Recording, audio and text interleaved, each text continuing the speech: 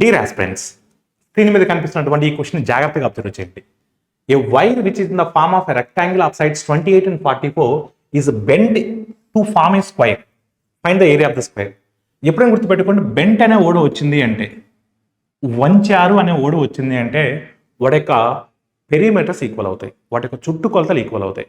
అంటే స్టార్టింగ్లో అది రెక్టాంగిల్ షేప్లో ఉంది, దాన్ని కట్ చేసి దాన్ని స్క్వైర్ షేప్లో వాళ్ళు డిజైన్ చేశారు. అయితే స్క్వైర్ ఏరియా ఎంత అని అడుగుతున్నారు.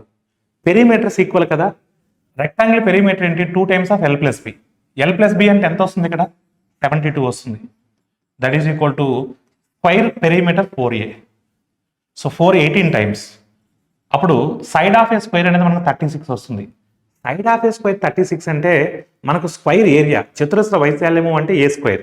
36 into 36 1296. Thank you all of you.